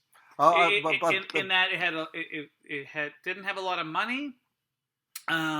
And so they were very creative with. They had great set pieces and good murders. Black Christmas is far superior for this. Just for the fact it's actually scary, and it creates a good atmosphere, and it has interesting characters. Like this movie had none of that. Like it wasn't scary. It had no good characters, and there's no atmosphere. But it was fun. It was a fun watch. There were some scary bits. There was a little bit of atmosphere in the mind, but the movie. Even in the atmosphere in the mind, like it was like felt dark and under. Yeah, whatever. They could have faked it on a set. Yeah, but they had access to the mine, so why would they? Because they'd have to build a set. True. So it is Monday at Black Dog Video here on Commercial Drive in Vancouver. I've been struggling with this all day. And it being Monday means it's 2 for 1. Somebody walks up to the counter holding a copy of what's it called again? My Bloody Valentine. My Bloody Valentine. From 1981. Somebody walks up to the counter holding a cup of My Bloody Valentine. A cup of My Bloody Valentine? Did I say a cup of? I think you did. Is there any more beer left in the fridge? Yes, there is. I could go for one more. So it is Monday. Might as well. Cheers, mate. 2 for 1 Monday. And somebody walks up to the counter. Holding a copy of. A cup of My Bloody Valentine. Not the band. See, this is why oh, fuck, whatever. Anyway, somebody walks up to the counter with my Bloody Valentine. What do you pair it with? I know what I pair it with. All right, May I start things? Yes, go ahead. Indiana Jones and the Temple of Doom. Another mediocre mining movie. That or Friday the 13th, just because. Actually, no, I like. It's not entirely a mining movie. It's also a jumping out of an airplane. It's not about. It's onto an inflatable raft movie. It's also a Willie Scott, the Kate Capshaw singing "Anything Goes" movie. And it has like really annoying characters movie. Although there was an irritating blonde in both films. Also, you could also do it with Zoolander, even though the mining scenes in Zoolander are scarier than this. There's mining scenes in Zoolander. Have you ever seen Zoolander? Yeah, I've seen it a couple times. I don't remember. Everybody's working for the weekend. I don't remember. It's him, Vince Vaughn, and his dad's John Voight, and he's a miner. It's really funny. Friday the 13th, just because this movie's Is that the best you got? Partially, yeah. What? The best I got? I got 3 here. Friday the 13th, Indiana Jones, and other one, and Zoolander. What the hell would you pair with? Well, pick one. All 3. One of those 3, depending on. You know what's hilarious is today before I came here. They have to write 4 movies. I edited our of Unknown Origin. Of Unknown Origin, and you pulled that 3 movie shit in that one too, and that was a year ago. Yeah. Well, a lot of times people say no to suggestions. So. We never say no. No, but the person I'm recommending it to might say no. It's always good to have a few. Always have a couple of bad. So Indiana Jones. Plus, one might be out. Hey, Black Dog, our movies are always renting like crazy. I know, people love our movies. You're right. Indiana Jones and the Temple of Doom and Zoolander are always out because they're such hot. Right? Do we even have Zoolander, D? We got both of them. Yes, we have. We'll get rid of 2. Actually, we may not have 2 anymore, but we definitely have 1. No, we have 2, but it rents for free with part 1. I love it when we try and inflict a bad movie on people because they rented a good movie. Well, I always try and like and you know what? You get another movie with this. You rented one movie, you get two movies with this. Yeah, you get people love that. It's good. You get The Godfather 3 with The Godfather 1 and 2. Well, that's not a bad idea, actually. I was struggling with a pairing for this all day. I didn't want to go obvious, another slasher movie, and I didn't want to go obvious like the remake of My Bloody Valentine 3D. Which I didn't see in 3D. I did. I watched it in 3D, but I watched it at home with those terrible like paper glasses you put on. You're the only person who's ever done that, by the way. Have I? Is it? Yeah. Nobody. Have I? Is it? There was the 3D boom of the 80s on VHS. Oh, well, I love. And then there was the 3D boom of the 4 years ago. But it was. But the thing is that the 3D boom in the 80s. It was Jaws 3D, Friday the 13th 3D. I think Parasite. And Amityville. Metal Storm. Space Hunter. Space Hunter, totally. Jaws 3D. Yeah. And I went to see almost all of them in 3D because I was like. No, I mean home video. Well, anyways, when you watch them on home video, you can't watch them in 3D back then. No, but they tried to sell it out. And it was just a vague blur when you're watching it. Yeah. Yeah. But Jaws 3D has an amazing moment where Jaws blows up, and all the pieces start flying at the camera, including his jaws. Yeah. So jaws. I saw it in the theater when it came out. It's amazing. Yeah. The best one of all of them that I remember enjoying was Friday the 13th Part 3 in 3D because it had that great spear gun scene when you see the Jason stand up and he launches a spear gun at somebody and it's coming right at you and everybody in the theater like got out of the way of it. Really? Yeah. It was fucking awesome. Huh. Yeah. By the way, it was great. If we had it in stock and we don't, I would recommend the best film ever made in Cape Breton. The Bay Boy with Kiefer Sutherland, which has a murderer subplot in it. Okay. Well, we don't have it, so... Thanks for advertising a movie we don't have. Anyways... which, by the way, he also did on Of Unknown Origin, where it was The Hand. We have that at Cambia. And that's exactly what you said. I swear to God, this afternoon I was listening to us three talking, and you were like, oh yeah, I paired up with The Hand... And then you were like, but we don't have it. And then Darren's like, well, then you can't like recommend it. And then you were like, just find it on YouTube or Netflix. I'm pretty sure it's not going to be on Netflix, that's for sure. Yeah, we may have it there. I'm not too sure. I think we do, though. Sorry, I cut you off, D. But anyways, I had a really hard time pairing this because I didn't know what to do with it. Do I do I was thinking maybe do another, because it's Valentine's Day. Do we do like a romantic comedy? Because I find comedy and horror pairings go well together on an evening. So I'm thinking maybe something like Amelie, which is a lovely romantic movie. But no, I don't. No one gets murdered. No one gets murdered. But then I thought about this great little. It's not even a romantic movie, but it's a movie about relationships, and it's a weird kind of almost sci-fi thing with Elizabeth Moss and Mark Duplass. Is it Mark Duplass or one of those Duplass brother guys? Yeah. Called The One I Love. And it's this really strange little romantic film where there's a couple in trouble and they have to go to a retreat that's supposed to help them with a relationship. And things get really weird. It's good. It's very good. It's very good. Oh my God. I'd actually forgotten that I because the title is so... it's innocuous. It's a forgettable title. When I was walking... That movie is great. It is a great movie. And when I was walking here tonight, I was like... that's what I was going to remember. I couldn't remember the name of it. I was like, what the fuck's the name of that? Because it's such a bland name. But The One I Love, it's a great little... it's almost science fiction. It starts out in the most innocuous... Yeah. And it's got twists and turns. It's a great little film. And you've never been on this podcast. I don't know if you've ever gone for an obvious pairing. Ever? No, well, I don't know what an obvious pairing... I don't want to go over too obvious. Well, I mean is sometimes you just go like... movies that have nothing to do with what we're talking about. Forrest Gump. The movie you just described reminded me of something else. What was it again? I was wondering. I was like, okay, we got like 10 more minutes of recording time. But that movie you just described Will he mentioned sounds Forrest just Gump. like... What was the plot again? Quickly. It's a couple who are having trouble with a relationship. Oh yeah. They go on a retreat. I think there's another Canadian tax shelter maybe even film. Ted Danson is like maybe Ted Danson. I'm not too sure. I can't remember. He's like a guru, but things get really fucking weird. I'm not going to give anything away because they will spoil it. But it's fucking great. I That sounds like a Canadian tax shelter film that we also don't have called Till Death Do Us Part. Why are you talking about movies we don't have? People go to a I know. couples retreat and end up getting murdered one by one. Well, there's no murder in this one. But do you remember the guy? Do you remember Happy Birthday to Me? The guy gets a shish kebab down his throat. Yep. In Till It's Death Do right Us on the Part. cover. Until Death Do Us Part, that guy gets boiled alive in a hot tub. Awesome. Yeah. So speaking of, Well, the thing is, the hot tubs don't go that high. They do Until Death Do Us Part. Well, they it's just like unlimited heats. Like it doesn't matter. You get it's like lobster temperature.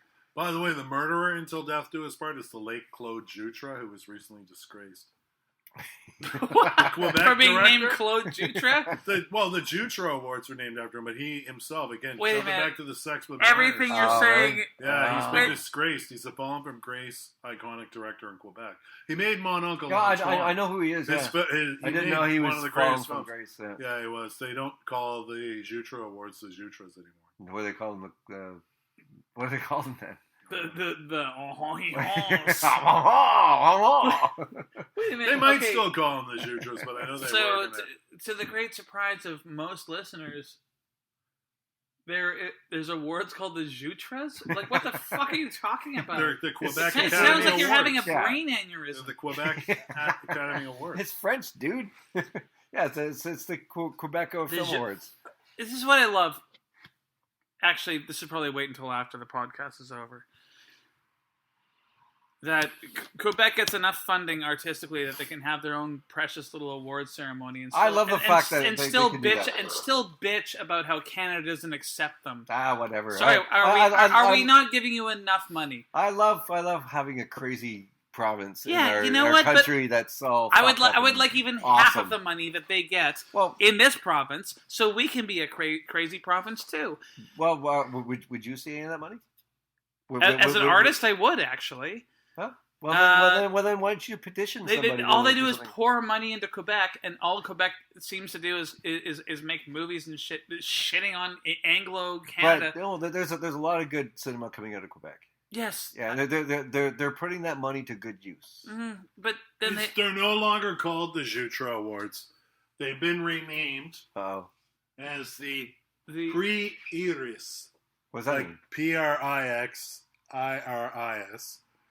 And I don't know what you just said. They've been renamed the Weinsteins. The worst Prix-Iris ever. They're renamed because he Claude Jutra unfortunately was sexually abusing minors. Anyways, let's which is the theme throughout this movie. Don't have sex with minors, in this movie. Sorry. Well, that's probably my podcasting career with tasteless. I have a lot of life goals and things I live by. That's not even on the list because it's never considered. So you know what I mean? This is where Dylan really has to re-edit the show. Anyways, you didn't. Let's wrap up tonight's podcast. Sure. Tonight's podcast was brought to you by My Bloody Valentine, and the But three maybe of us. you'd like to know my pairing. Maybe. Have you not done your pairing? I'm walking off. Have we been just chatting so much? Rex have been yakking about the French Canadian Harvey Weinstein for the last 15 All right, minutes. so you got to do some editing. Yes, Dylan, what would your pairing be? It's 2-for-1 Monday at Black Duck Video. Yeah. And if you happen to be working and somebody walks up with My Bloody Valentine and they say, "What do you want about yeah, that?" Yeah. It's The Descent. Anyways, so that was our episode. So your recommendation is the Descent to go? Well, yeah, the Descent is actually a scary movie. It's one of the scariest movies. Where people go underground. See, what I liked about... Actually, you know what? I think of the three of us... That's a pretty good pairing. Strangely, I enjoyed My Bloody Valentine the most, I think. Oh, I enjoyed it because as well. I had very few expectations, and I was like, that's a good set piece, And are you saying I didn't enjoy it? Because I enjoyed it. I don't think it's a competition. The gentleman to my left... Alex? What's that?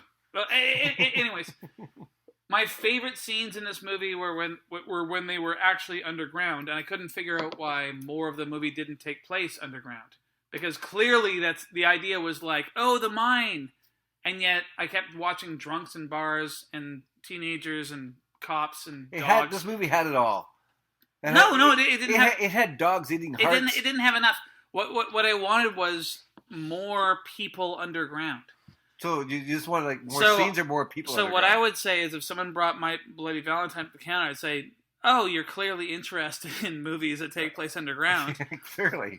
If you want to see a really good one that is genuinely terrifying, The Descent. Full on terrifying. I love The Descent, and it's a weird movie because it's like two movies in one, because you have the women like going underground. To me, that was the most scary part, was their spelunking. There's that one scene where they have to go underwater and then pop up on the other side of something, but they don't know what's on the other side. Yeah. And like the idea of doing that is like terrifying to me. Like what if there's nothing? What if what if you have to keep going? Or what if there's chud down and there? then there's fucking chuds in the movie. Yeah. And even weirder, Claude Jutras' film on Uncle Antoine, the opening scene is in an asbestos mine. Oh, well, Quebec still operates asbestos mines, and they sell their asbestos to India. No, it's evil. It's awful. Yeah. Fuck Quebec. Well, fuck us. Quebec is part of us, and so... Yeah. Anyways, so my pick was The Descent, which is better than these guys' picks. I don't know. I think we all had good picks. Alex had 9 picks. The Descent is decent, and The Descent 2 is decent. No, it is not. It's okay, but it doesn't hold a candle to the original. No. I will not even entertain this. Have you watched it? Yes. The Descent 2 is utter garbage. Well, I would say it's utter garbage. I would. Well, you just did. Well, I think it's okay. Like well, you put me in my place. You have something good to say about The Descent 2? No, I don't have anything good to say about The Descent 2, but it's not as bad as you make it out to be. I would never recommend it, and we should probably get rid of it. No, we shouldn't get rid of it. We should make it a free rental with part 1. Actually, yeah, that's a great idea. But the thing is, part 1 is so good. There's no even point in making part 2, because it could never even come close to the brilliance of part 1. And you know what? The best sequel that's kind of connected to first. I love that open water movie where they forget to put down the ladder. Open water is terrifying. No, but not open water. I mean the second one when they forget to put down the ladder and they all jump off the boat and they can't get back aboard the boat.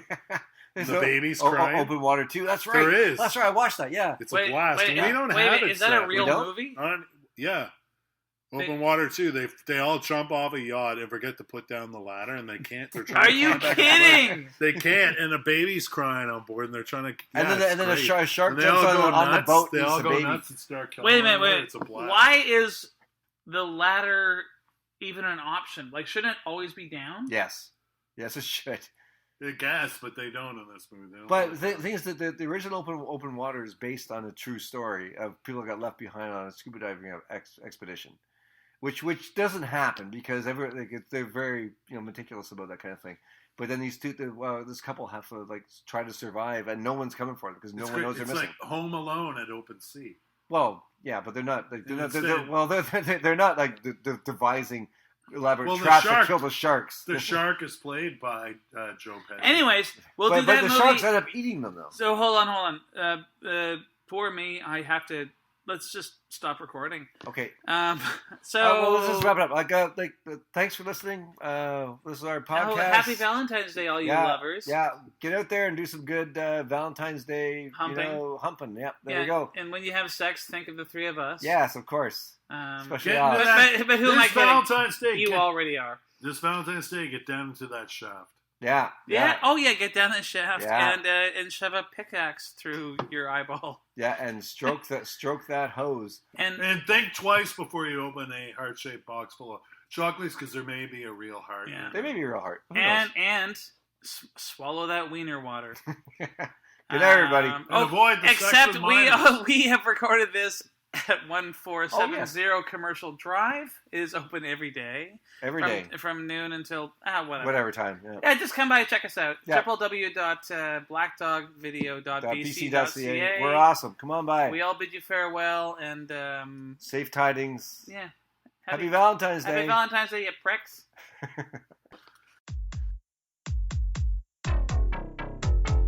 The Black Dog After Dark podcast is recorded at Black Dog Video on Commercial Drive in Vancouver, Canada. It's presented by Alex Chisholm, Darren Gay, and Dylan Reimer. It is produced by Dylan Reimer and Darren Gay. Alex just kind of stands there and drinks beer. The intro and outro music was recorded by Tiger Burning Bright, composed by Jeff, who works at Jefferson's Barbershop, also on Commercial Drive. And he's a damn good hairstylist. The worst thing of being, I don't know, stabbed in the eye by like a hobo. Like, that would be one of the worst things. I can think of worse than being stabbed in the eye by a hobo. Like what? Being stabbed up the ass by a hobo.